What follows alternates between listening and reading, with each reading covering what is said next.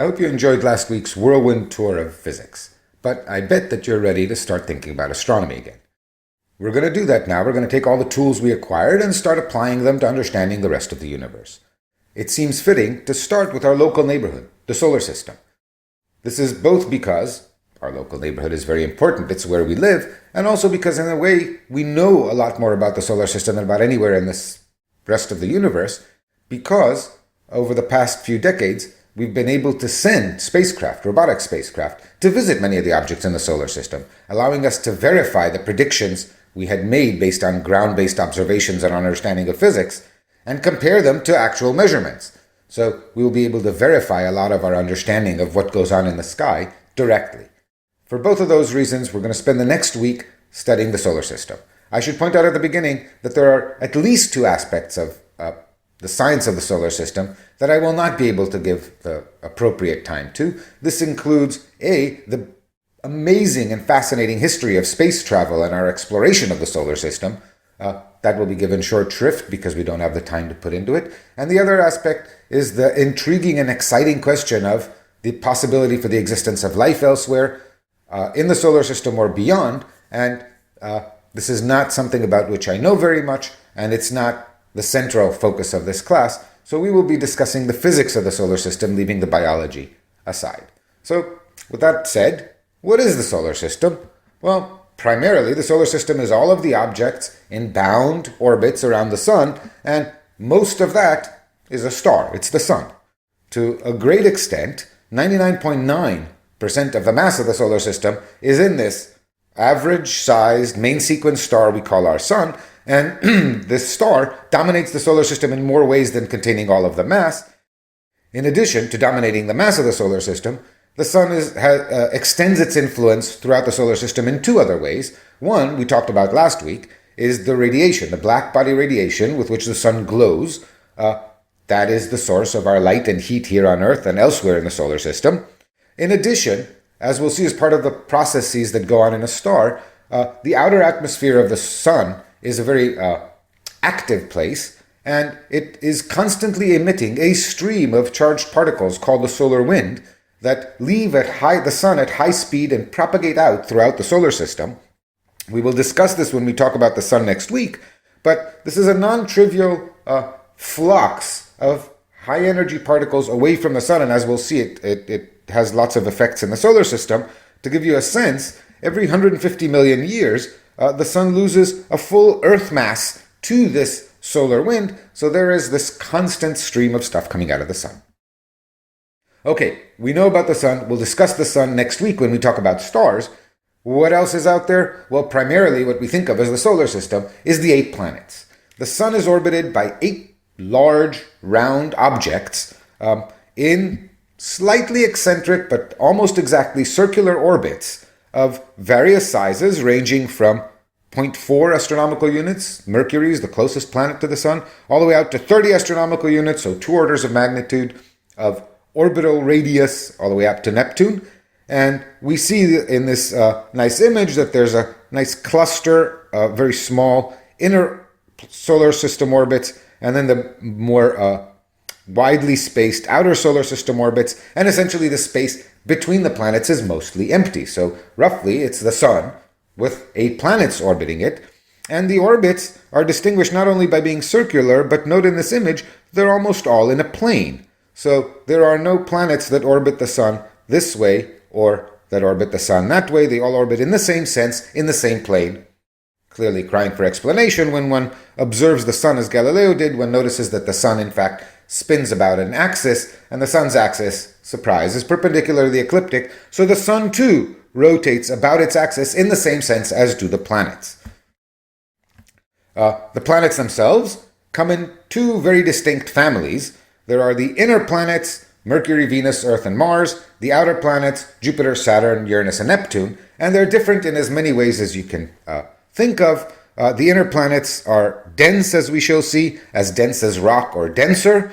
They are small. This image is not to scale. The left-hand side is to scale, so that you see that Mars and Mercury are smaller than Earth and Venus. The right-hand side is to scale, which shows you that Jupiter is the largest.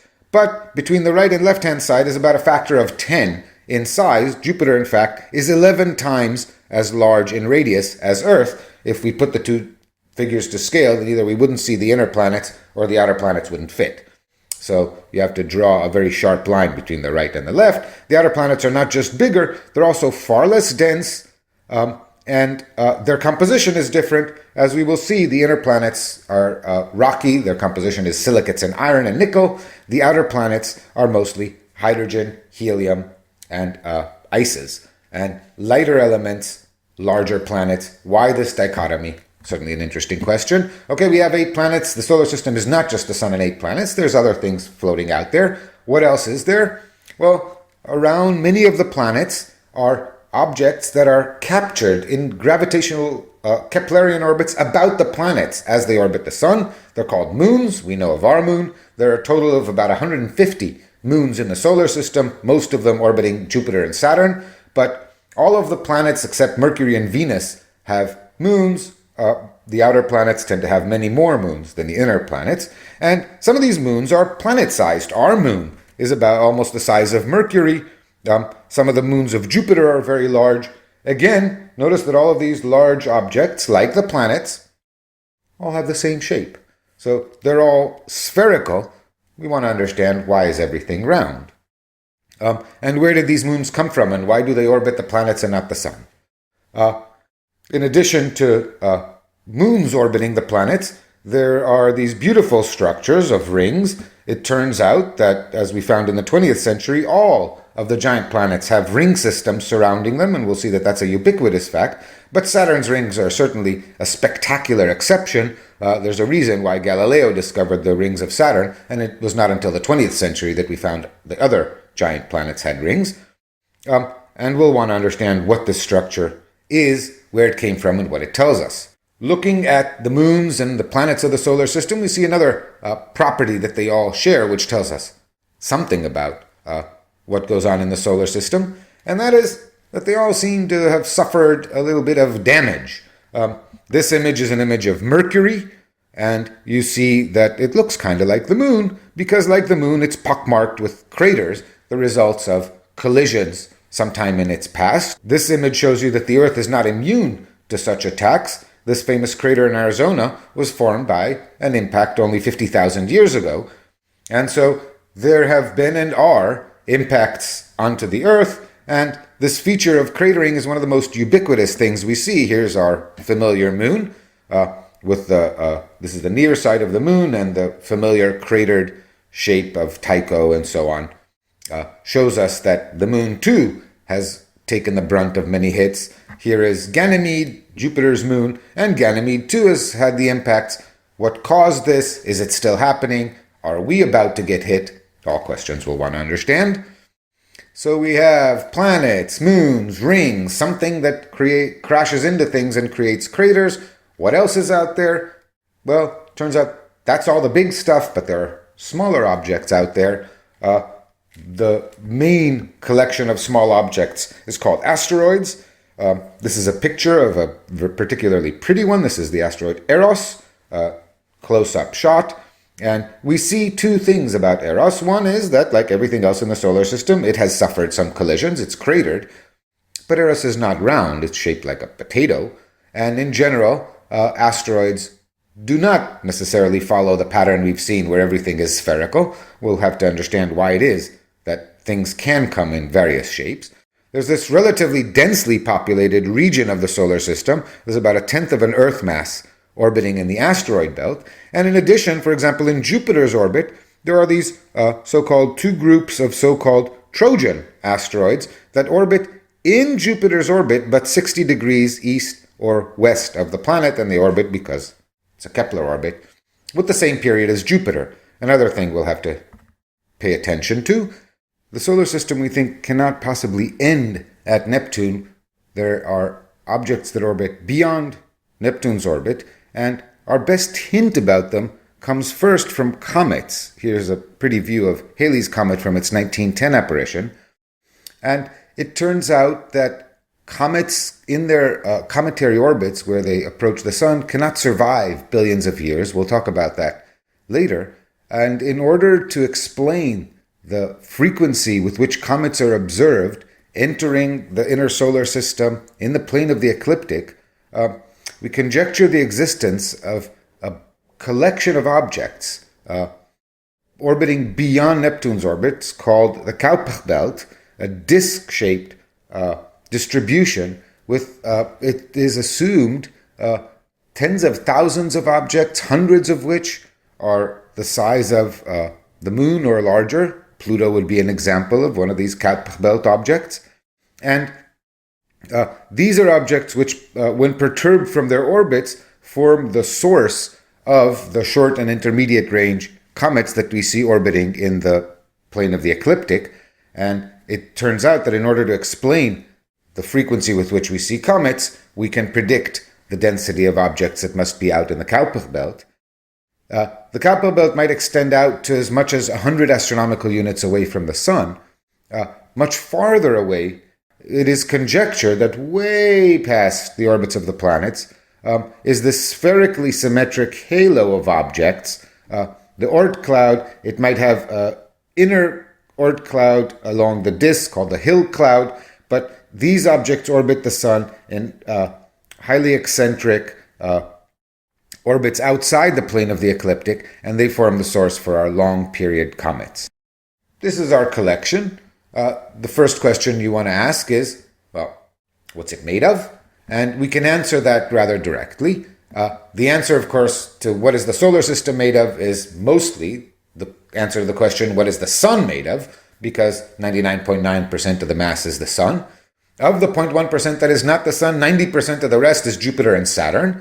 And we have here a plot of the abundances of various atomic species in the solar system, which roughly mirrors the abundance of the same atomic species throughout the universe. So when we see what the solar system is made of, we're really answering what the universe is made of. We'll come back and try to understand this later in the class, but for now it's a worthy observation. And these are the relative numerical abundances of various species of atoms, organized by atomic number. And what you need, the scale is kind of random, but it's a logarithmic scale, so that the fact that helium registers one less than hydrogen means that there's about one helium atom for each 10 hydrogen atoms.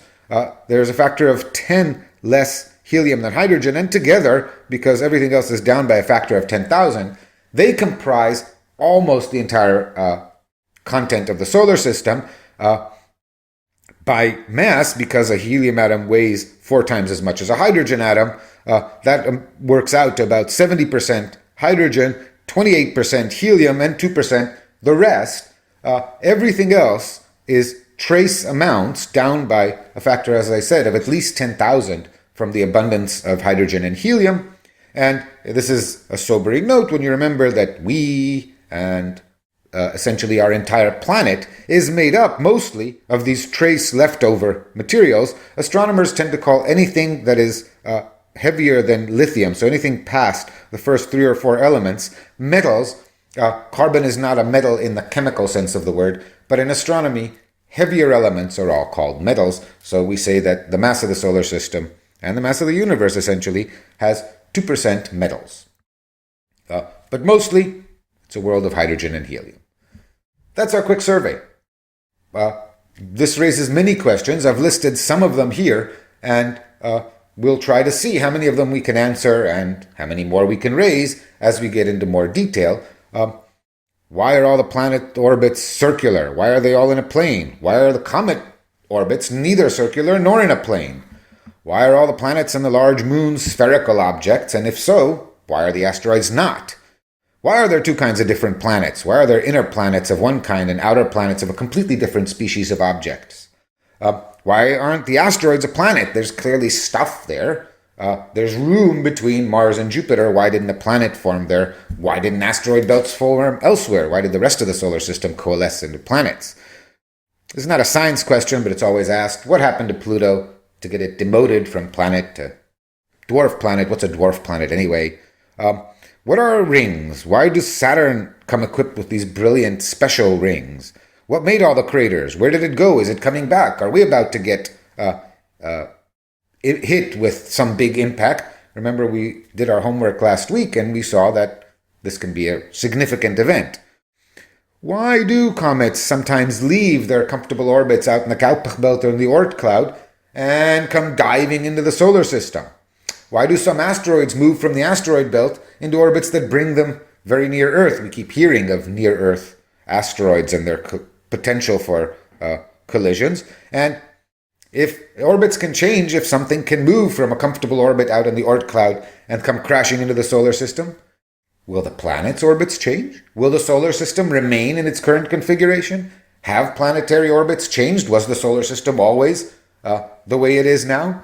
And underlying all of this, the question of where did all this come from and when did that happen? And we'll find that starting from the end, in fact, is the way we're going to go. In the next clip, we're going to figure out when it started, and from that we'll try to go on to how it started, and that will try to generate as many answers as we can to all of these questions.